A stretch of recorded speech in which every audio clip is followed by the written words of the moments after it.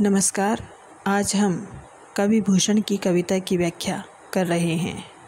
कवि भूषण रीतिकाल के प्रमुख कवि हैं, प्रतिनिधि कवि हैं। वे वीर रस के कवि हैं, वीर रस के प्रणेता कहा जाता है उन्हें। वे राष्ट्रीय भावना के कवि हैं। भूषण रीतिकाल के रीतिबद्ध कवि के अंतर्गत आते हैं, लेकिन इनकी जो प्रसिद्धि है वह रीतिकार के रूप में न होकर के एक कवि के रूप में अधिक है। अर्थात इन्होंने आचार्य कर्म और कवि कर्म दोनों किया, लेकिन कवि कर्म में ये अधिक सफल रहे। इनके 3 प्रमुख ग्रंथ हैं, शिवराज भूषण, शिवाबावनी और छत्रसाल दशक।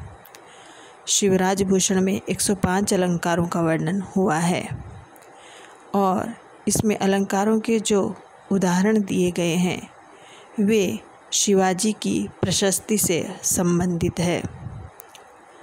रीतिकाल में रीति निरूपण करने की, रीति कर्म करने की परंपरा रही है। सभी कवि आचार्य कर्म और कवि कर्म का निर्वाह करते हुए काव्यांगों के लक्षण दिया करते थे और उनके उदाहरण लिखते थे। लक्षण उदाहरण देने की यह जो परिपाटी है, यह रीति निरूपण की प्रवृत्ति है। उस समय की यह परंपरा थी कि अधिकांश कवियों ने श्रृंगारिक उदाहरण दिए हैं। काव्यांगों के जो लक्षण हैं उनके उदाहरण श्रृंगारिक दिए गए हैं, लेकिन भूषण ने इस लीक से हट करके राज प्रशस्ति विषयक उदाहरण दिए हैं। शिवाजी के प्रशस्ति से जुड़े हुए उदाहरण उन्होंने प्रस्तुत किए हैं। शिवराज भूषण ऐसा ही उदाहरण है। उन्होंने अलंकारों के जो उदाहरण हैं वे शिवाजी की प्रशंसा में लिखे हुए पद प्रस्तुत किए हैं। शिवाबावनी में भी शिवाजी की कीर्ति, उनकी वीरता, उनके पराक्रम, शौर्य के वर्णन से संबंधित 52 कवित्व हैं। छत्रसाल दशक में छत्रसाल बुंदेला की वीरता का, उनके शौर्य का वर्णन हुआ है। भूषण के कुछ पद BA द्वितीय वर्ष के पाठ्यक्रम में निर्धारित है, उन्हीं की हम व्याख्या कर रहे हैं। पहला पद है, साज चतुरंग सेन अंग में उमंग धारी, सरजा शिवाजी जंग जीतन चलत है। भूषण भनत नाद विहद नगारन के, नदी नद मद गैबरन के रलत है। एल फैल खेल भेल खलक में गेल गेल, गजन की ठेल पेल सेल उछलत है। तारा सुतरनी धुरी धारा में लगत जिमी, थारा पर पारा पारावार यूँ हलत है। यहाँ पर भूषण ने शिवाजी की युद्ध यात्रा का वर्णन किया है।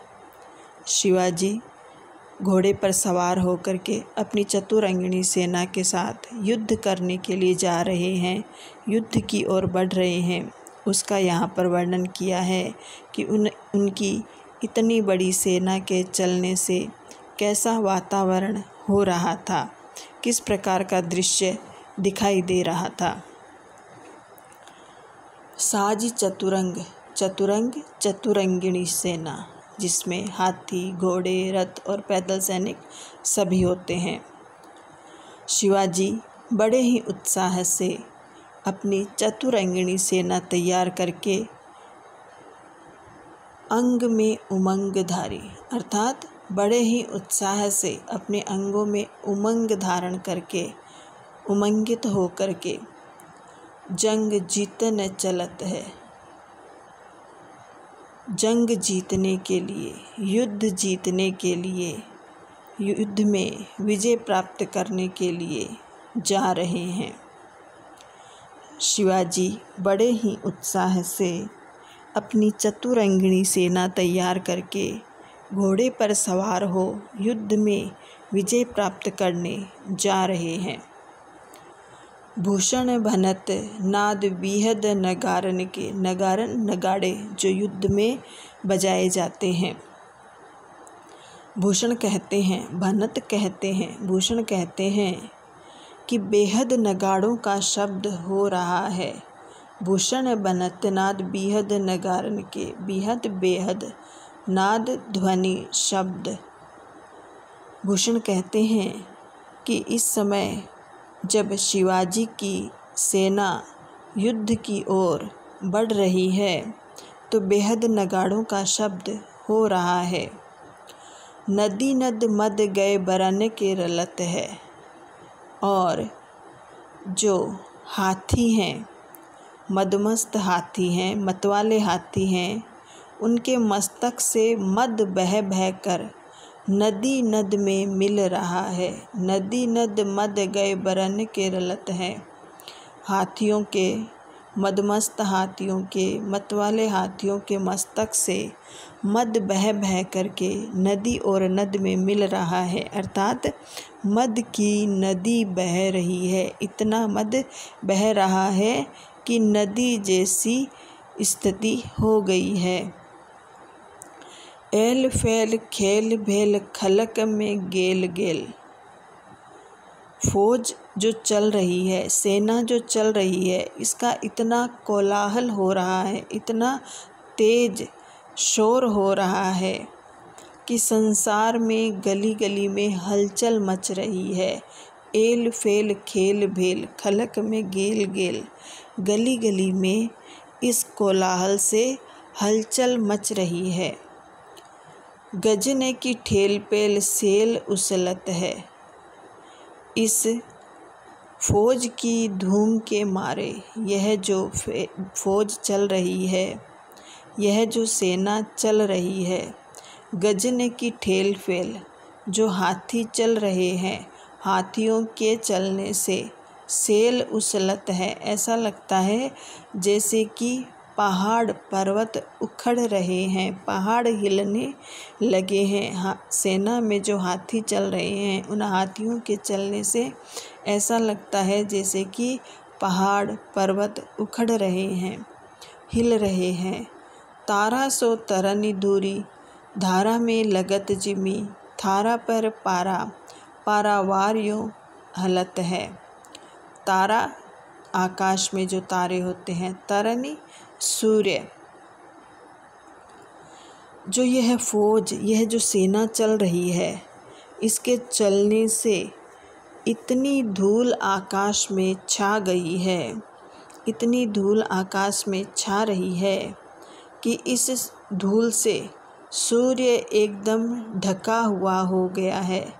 इस धूल से सूर्य ढक गया है और धूल से ढक जाने के कारण एक छोटे से तारे के समान वह दिखाई देता है। तारा सो तरनी, तरनी सूर्य, सूर्य जो है एक छोटे तारे के समान हो गया है, छोटे तारे के समान दिखाई देता है। थारा पर पारा पारावार यूं हलत है। और जिस प्रकार थाली में पारा हिलता है, थाली में रखा हुआ जो जल है, अगर थाली को हिलाया जाए वो जैसे हिलता है, थाली में जैसे पारा हिलता है, उसी प्रकार शिवाजी की सेना के भार से पारावार समुद्र हिल रहा है।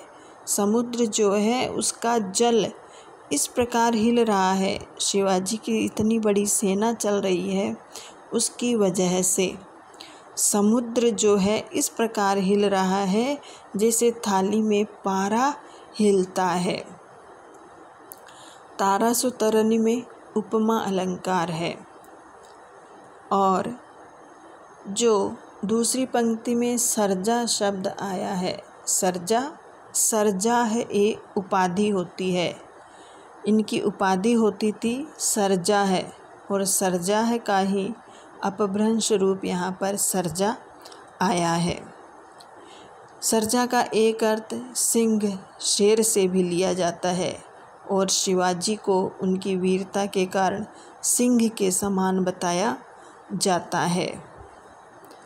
अगला पद, बाने फहराने गहराने घंटा गजन के, नाही ठहराने रावराने देश देश के, नग बहराने ग्राम नगर पराने सुनी, बाजत निशाने शिवराज जू नरेश के, हाथी ने के होदा उकसाने कुंभ कुंजर के, भोन को भजाने अली छूटे लटकेस के, दल के दरारन ते कमठ करारे फूटे, केरा के से पात बिहराने फन शेष के। बाने जो पताका होती है, जो ध्वज होता है, जो युद्ध के लिए जब सेना जाती है तो उसकी जो पताका फहरा रही है, उस रण पताका के उड़ने से और घंटा गजन के और हाथियों के घंटे बजने से, नाही ठहराने रावराने देश देश के, जो देश देश के छोटे बड़े राजा महाराजा हैं, वे शिवाजी की इस प्रचंड फौज के सामने नहीं ठहर सके। रण पताकाओं के उड़ने और हाथियों के घंटे बजने, बाने फहराने गहराने घंटा गजन के, रण पताकाओं के उड़ने, ध्वजों के उड़ने और हाथियों के घंटे बजने से डर के मारे देश देश के जो छोटे बड़े राजा महाराजा हैं, वे शिवाजी की इस फौज के सामने, इसकी प्रचंडता के सामने टिक नहीं सके, ठहर नहीं सके। नग बहराने ग्राम नगर पराने सुनी, बाजत निशाने शिवराज जू नरेश के, नरेश राजा निशाने नगाड़े, जो नगाड़े बज रहे हैं, जो डंके की आवाज़ है, उससे नग पहाड़ शिवाजी के डंके की आवाज़ से पहाड़ जो है भर भरा कर गिर पड़े। नग बहराने, नग जो है पहाड़ जो है वे भर भरा कर गिर पड़े। ग्राम नगर गांव और शहरों के जो लोग हैं, वे अपना अपना घर छोड़कर भाग गए, भय के मारे वे अन्यत्र चले गए।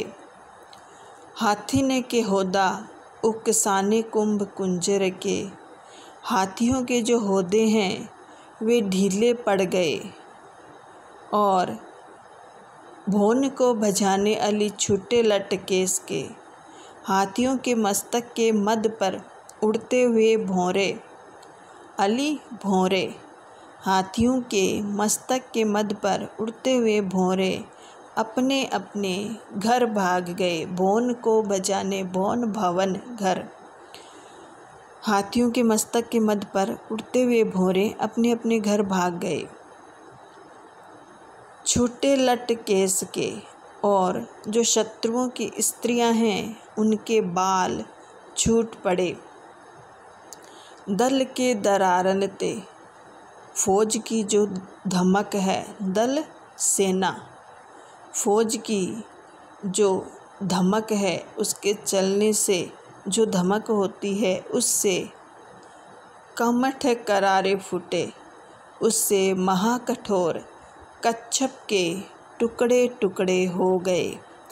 कच्छप जैसा कि कहा जाता है और प्रचलित है कि यह पृथ्वी जो है वह कच्छप की पीठ पर शेषनाग है और शेषनाग के फनों पर यह पृथ्वी टिकी हुई है। तो कछुए की पीठ पर, कच्छप की पीठ पर शेषनाग विराजमान है और शेषनाग की फनों पर पृथ्वी टिकी हुई है। तो फौज की धमक से महाकठोर कच्छप के भी टुकड़े टुकड़े हो गए और केरा के से पात बिहराने फन शेष के, बिहराने बिखर गए, फट गए। और शेषनाग के जो सहस्त्र फन हैं, शेषनाग के जो 1000 फन हैं, वे केले के पत्तों की तरह फट गए। केरा के से पात केले के पत्तों की तरह शेषनाग के 1000 फन बिखर गए, फट गए। यहाँ पर भी उपमा अलंकार है। फन शेष के, शेषनाग के 1000 फन माने जाते हैं और कहा जाता है कि शेषनाग के इन हजारों फणों पर पृथ्वी टिकी हुई है।